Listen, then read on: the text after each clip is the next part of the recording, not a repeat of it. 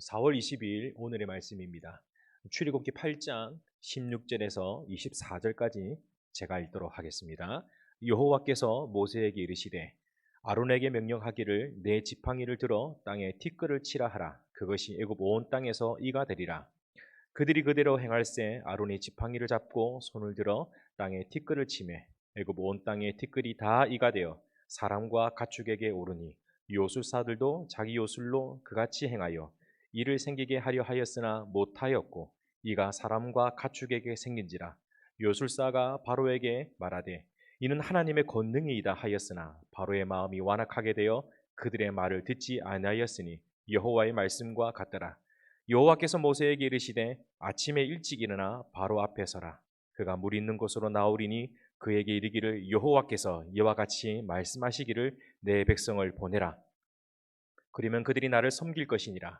내가 만일 내 백성을 보내지 아니하면 내가 너와 내 신하와 내 백성과 내 집들에 파리떼를 보내리니 애굽 사람 집집에 파리떼가 가득할 것이며 그들이 사는 땅에도 그러하리라.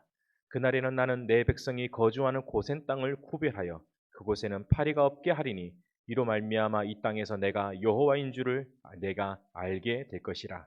내가 내 백성과 내 백성 사이에 구별하리니 내일 이 표징이 있으리라 하였다 하라 하시고 여호와께서 그와 같이 하시니 무수한 파리가 바로의 궁과 그의 신하의 집과 애굽 온 땅에 이르니 파리로 말미암아 그 땅이 항폐하였더라. 아멘.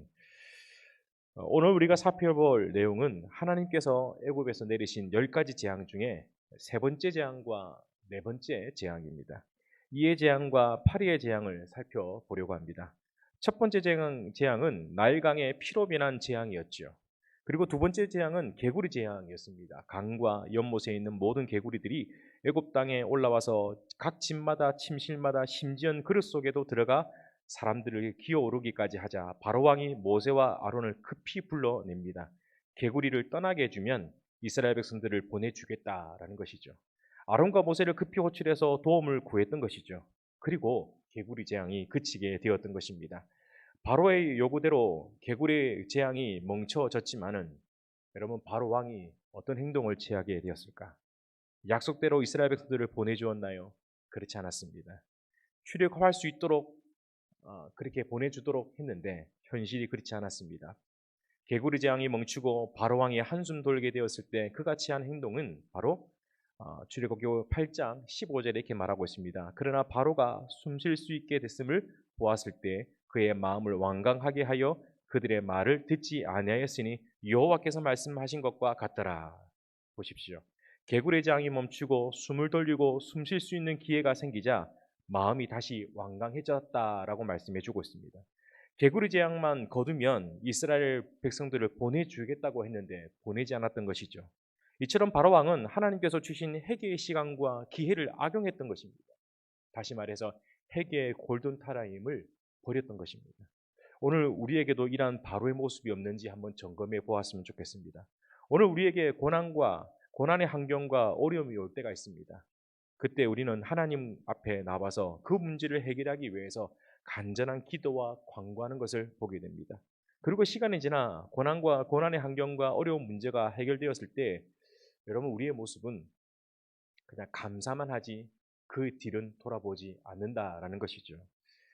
물론 많은 사람이 그렇게 하는 것은 아닙니다만 사실은 문제 해결에 급급하다는 것입니다. 문제 해결되었다라는 그것에 한숨을 돌리고 그 뒤로 돌아보지 않는다라는 것을 의미하는 것입니다. 자신을 돌아봐야 됩니다. 이 고난이 왜 왔는지의 근본적인 문제를 돌아봐야 되는 것이죠. 문제가 해결되었다는 사실에만 감사하고 다시 현실로 돌아가 버리게 되는 것, 잘못된 모습인 것입니다. 이것이 우리가 하는 실수 중에 한 부분인 것입니다. 왜 반복되는 문제가 우리의 삶에 계속 발생이 되어지는 건가? 회개의 골든타임을 버렸기 때문입니다. 당장 문제 해결을 위해 기도하지만 그 문제 해결되면 이 문제가 왜 오게 되었는지 근본적인 문제를 돌아보지 않기 때문입니다. 그래서 결국 반복되는 문제가 바로의 문제처럼 다시 돌아오고 또 돌아오게 되어진다는 것입니다. 사랑하는 성도 여러분, 삶의 문제가 있을 때 나 자신을 돌아보는 영적인 골든타임을 놓치지 않기를 바랍니다. 성도는 일상의 삶의 문제로 인해 실패하거나 망하지 않습니다. 성도가 망하고 실패하는 것은 결국 회개하지 않아서입니다. 오늘 우리에게 주어지는 시간은 회개의 시간입니다. 우리가 살아가는 모든 삶이 회개의 시간입니다. 이 기회를 놓치지 마시고 혹 급한 문제가 해결되었다고 해서 안심하거나 나 자신을 돌아보아 회개의 자리로 돌아가는 저와 여러분이 되었으면 좋겠습니다. 바로 왕이 마음이 완악하게 되어 하나님의 뜻에 순종하지 않자 하나님께서는 드디어 세 번째 재앙인 이의 재앙을 내리십니다. 본문 16절의 말씀에 여호와께서 모세에게 이르시되 아론에게 명령하여 이르기를 내 지팡이를 들어 땅에 티끌을 치라 하라. 그것이 애굽 온 땅에서 이가 되리라. 세 번째 재앙인 이의 재앙이 시작되는 장면입니다. 아론이 지팡이를 잡고 땅에 티끌을 내려칠 때 온 땅의 티끌이 이가 되었던 것이죠. 벼룩이 되었던 것입니다. 그래서 사람과 가축들까지 괴롭히게 되었던 것이죠. 이의 재앙의 특징이 있습니다. 그것은 세 번째 이의 재앙으로부터 시작하여 애굽의 요수살들이 전혀 따라하지 못했다라는 것이죠. 앞서 행했던 두 가지 재앙, 피의 재앙과 개구리 재앙은 애굽의 요수살들도 얼추 다 따라 해왔습니다. 그런데 세 번째와 네 번째 재앙부터 시작해서 그 시도는 그들이 따라하지 못했다라는 것이죠. 그래서 요술사들은 이러한 하나님의 재앙을 보면서 이렇게 말을 했습니다. 본문 19절에 요술사가 바로에게 말하되 이는 하나님의 권능이이다. 하나님의 권능이이다. 요술사들도 이의 재앙을 보고 하나님의 권능이라고 말했던 것입니다. 여기서 우리가 알 수 있는 메시지가 무엇일까? 그것은 사탄도 첫 번째, 두 번째 재앙까지는 비슷하게 흉내낼 수 있는 능력을, 권세를 가지고 있지만 하나님의 권세와 능력에 비교되지 않는다라는 것입니다. 사탄도 능력이 있습니다. 그리고 사탄의 졸개인 귀신도 능력이 있습니다. 그래서 잘 알아맞히면 귀신같이 알아맞힌다라는 말도 있지 않습니까? 귀신도 능력이 있습니다. 그래서 귀신 들린 무속인들도 그 사람의 과거에 있었던 일들은 혹 미래에 되어질 부분들도 일부분 맞추기도 합니다. 그러나 중요한 것은 그 무속인들이 귀신의 능력은 지극히 부분적이라 할 수 있지만 다 알아맞힐 수는 없는 것입니다. 다시 말해서 한계가 있다라는 것이죠. 왜냐하면 미래의 일들은 사단의 능력으로 할 수 없는 한계이기 때문인 것입니다. 그러나 저와 여러분이 믿는 하나님은 미래를 창조하시고 주관하시는 분인 줄 믿습니다. 얼마든지 하나님 안에서 미래를 바꿀 수 있는 분이 바로 우리가 믿는 하나님인 줄 믿습니다. 그래서 이전에 무당이었던 분이 예수를 믿고 목회자가 되었던 사람들도 있고, 이전에 깡패였던 사람이 지금은 장로가 된 사람도 있고, 이전에 제사를 많이 지냈던 사람이 지금 예배하는 사람이 되어지고, 이전에 내일에 대한 염려로 늘 점을 보고 구술하는 사람이 이제는 하나님의 뜻을 믿고 살아가는 삶이 바뀌어버리게 되었다는, 운명이 바뀌어버리게 되었다는 것이죠. 이것이 진짜 참 능력인 것입니다. 이사야서 45장 7절의 말씀에 나는 빛도 짓고 어둠도 창조하며 나는 평안도 짓고 환난도 창조하나니 나는 여호와라. 이 모든 일을 행하는 자는 자니라. 아멘. 미래에 있을 평안, 환난 하나님이 다 만들어낼 수 있다라는 것이죠. 하나님은 미래의 일을 알아맞히는 정도가 아니라 하나님께서는 모든 미래의 일들을 스스로 창조하시고 주관하시는 그 하나님이 우리가 믿는 하나님인 줄 믿습니다. 애굽의 요소사들은 세 번째 재앙을 도저히 따라할 수 없게 되자 그때야 비로소 그들은 이렇게 말합니다. 하나님의 크신 권능이다라고 인정했던 것이죠. 그러나 여기에 바로는 이런 말을 듣고도 바로는 하나님의 능력을 믿지 않았습니다. 그래서 하나님의 권능이다라는 이 고백 밑에 19절 후반절에 이렇게 말하고 있죠. 바로의 마음이 완악하게 되어 그들의 말을 듣지 아니하였다라는 말을 하고 있습니다. 바로 왕은 이러한 재앙의 모습들을 보면서 보지도 못하고 듣지도 못했던 것입니다. 다시 말해서 영적인 기가 닫혔던 것이죠. 사랑하는 성도 여러분, 오늘 우리는 하나님의 말씀을 듣고 믿을 수 있다는 것이 이것이 얼마나 큰 축복인지 깨달아야 될 줄 믿습니다. 진리의 말씀은 영적인 소리입니다. 육적인 귀로 들을 수 있는 것이 아닙니다. 그래서 이어령 박사는 예수 믿기 전에 성경을 많이 읽었다고 합니다. 그러나 그렇게 성경을 읽어도 성경은 역사적인 사실 정도로 받아들였지 그 이상과 그 이하는 아니었다고 고백하였습니다. 오병이어의 놀라운 기적과 사건, 나사로가 살아나는 기적과 사건을 읽으면서 그럴 수도 있지라고 생각했던 것이죠. 그러나 그가 예수를 믿고 회심한 후에 성경을 다시 읽게 되었는데 오병이어의 기적의 역사가 2000년 전의 기적이 아니라 오늘 나에게 베풀어 주신 영적인 양식, 영적인 생명임을 알게 되었고 나사로가 살아나는 기적을 통해서 자신이 그 나사로였다는 사실을 비로소 깨닫게 되었다라는 것이죠. 하나님의 말씀이 살아있다라는 것입니다. 이처럼 영적인 귀가 열린다라는 것은 단순히 교회 생활에서만 필요한 것이 아니라 성도의 삶의 전부를 말하는 것입니다. 성도의 삶의 주인은 하나님이십니다. 이러한 하나님은 말씀으로 성도의 삶을 인도하신다라는 것이죠. 그래서 성도가 영적인 귀가 어두워지면은 균형이 흔들리게 되어 기준이 흔들리게 되어진다는 것입니다. 성도가 하나님의 말씀이 들리지 않는다면 마치 세상에 바다 위에 방향을 잃어버린 배와 같지 않을까요? 그래서 성경은 귀 있는 자는 들을지어다라고 계시록에 말씀을 하고 있습니다. 왜냐하면 성도는 하나님의 말씀을 들어야 생명을 얻고 삶의 길을 인도받기 때문입니다. 성도에게 있어서 가장 큰 위기는 위기의 때가 언제일까? 바로 그는 바로처럼 하나님의 말씀을 들을지 못할 때입니다. 예배의 자리에 앉아 있는데도 말씀을 들리지 않고 잠만 오고 딴 생각만 하고 또 말씀을 들어도 전부 나와는 상관없다는 말씀으로 생각하면 이것이 바로 성도가 처한 최고의 위기라는 것이지요.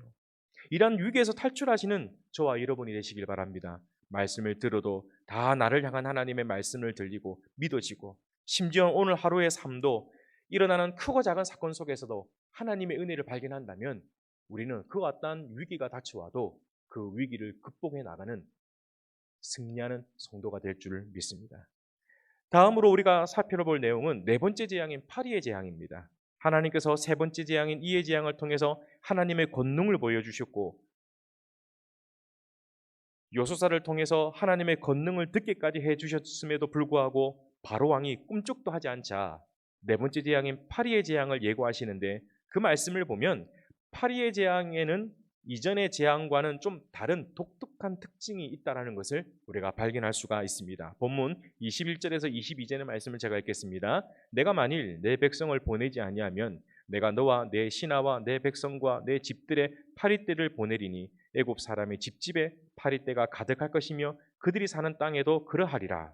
그날에는 나는 내 백성이 거주하는 고센 땅을 구별하여 그곳에서 파리가 없게 하리니 이로 말미암아 이 땅에서 내가 여호와인 줄을 내가 알게 될 것이라. 여러분 보십시오.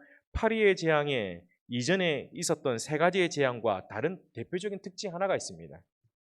그것이 뭘까? 파리의 재앙에는 하나님께서 그 백성들에게 구별하셨다라는 것이죠. 이전에 개구리 재앙까지는 개구리 재앙, 이의 재앙도 애굽 사람과 같이 임하게 되었는데 파리의 재앙 때부터는 고센 땅에 사는 이스라엘 백성들에게는 똑같이 임하지 않았다라는 것이죠. 하나님께서 이러한 구별을 통해서 파리의 재앙이 단순히 자연재해가 아니라 하나님이 주관하시고 계획하신 재앙이요 하나님의 능력임을 애굽과 이스라엘 모든 사람들에게 보여주었던 것이죠.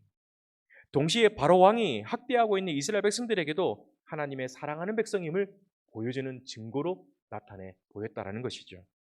오늘날 하나님의 택하신 자녀들인 성도들도 세상 속에 예수를 믿지 않는 세상과 동일한 재앙을 받을 때가 있습니다.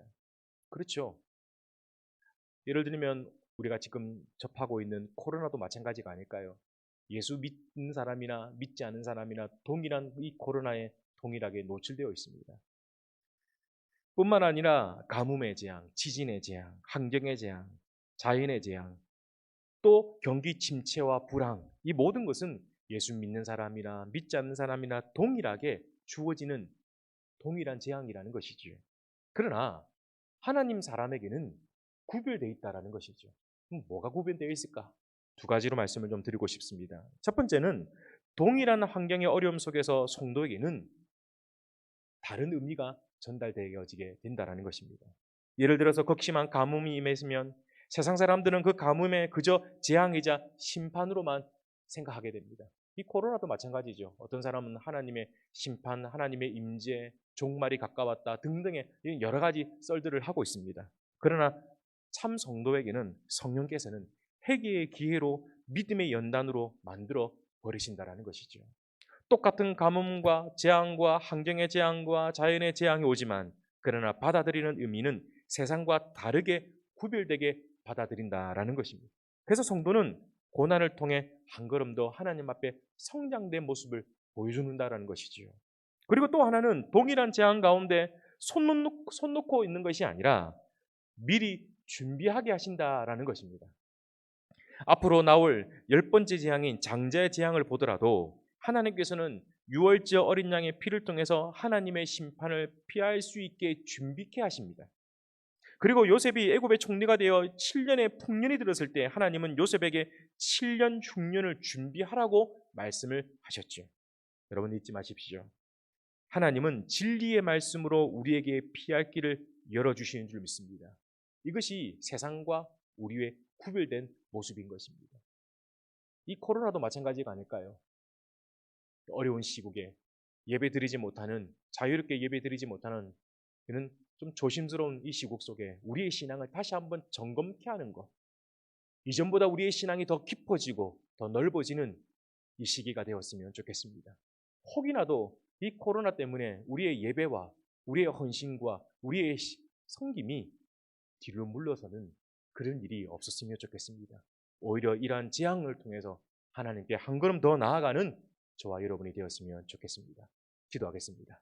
하나님 아버지 감사합니다. 오늘 하루도 믿음으로 살아가길 원합니다. 예측하지 못하는 어려움과 환경이 올지라도 우리의 생각으로 그 어려움 환경을 이겨내려고 하는 것이 아니라 그 어려움 속에 역사하시는 하나님의 뜻이 무엇인지를 구별하여 보게 하시고 믿고 의지하는 하나님의 삶 되게 하여 주시옵소서. 지금도 병상에서 누워서 힘들어하는 성도들이 너무 많습니다. 하나님께서 일일이 찾아가 주셔서 하루빨리 그 병상에서 치유와 회복의 놀라운 역사들이 일어날 수 있도록 은총을 내려 주시옵소서. 오늘 하루도 믿음의 삶을 살아가길 원합니다. 믿음의 길을 흔들리지 않고 걸어갈 수 있도록 우리를 붙들어 주시옵소서. 예수 그리스도 이름으로 기도하옵나이다. 아멘.